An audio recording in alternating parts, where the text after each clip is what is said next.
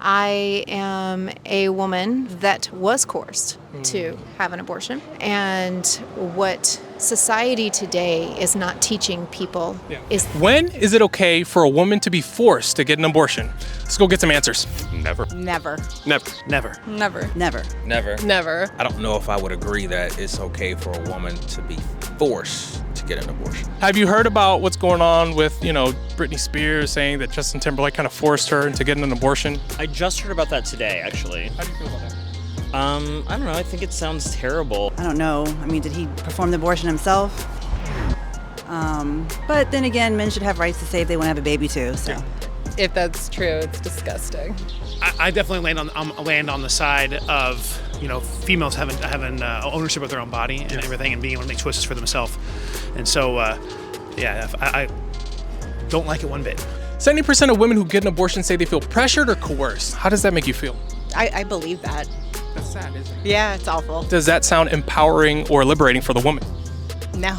I don't know. I would have to read this study. Where'd you get those numbers? It'll be down in the description. What if there was more men willing to step up and say, I did XYZ, I'm here for the child? Do you think there will be less abortions? Because remember, Justin Timberlake and Britney Spears, they didn't have money issues. I would say no. I know, because men don't get the opportunity to make that choice. If a girl wants to have an abortion, she's gonna have it whether or not the guy wants her to have the baby or not. New York Times says 86% of women who do abort, there's this marriage void. Is there some kind of epidemic of fatherlessness plaguing this country?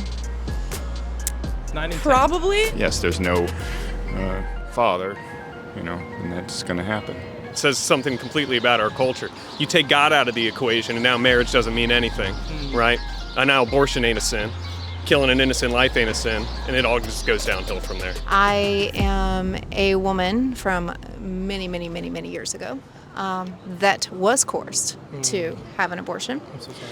And what society today is not teaching people is the aftermath. They get them in the clinic and they tell them, we're going to make everything all better, boom, it's done. You walk out, there's zero support, there's zero follow-up, and you are humiliated and ashamed, and you feel dirty, and you are afraid to tell your family, you're afraid to tell your friends, you think people are going to judge you.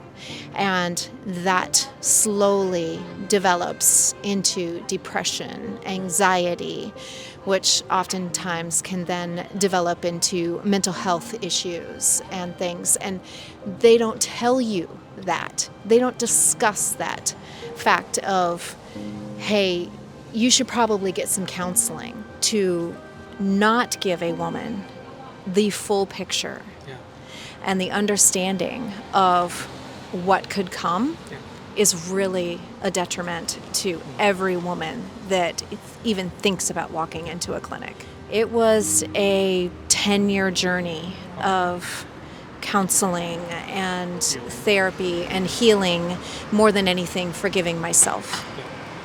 And so I'm at a very good place today. Would you do things differently if you had a second chance? Yeah, I would. And a lot of that is because of my faith now. I would have had that child. And, even if it meant giving that child up for adoption. Is that all right if I give you a hug? Yes, absolutely.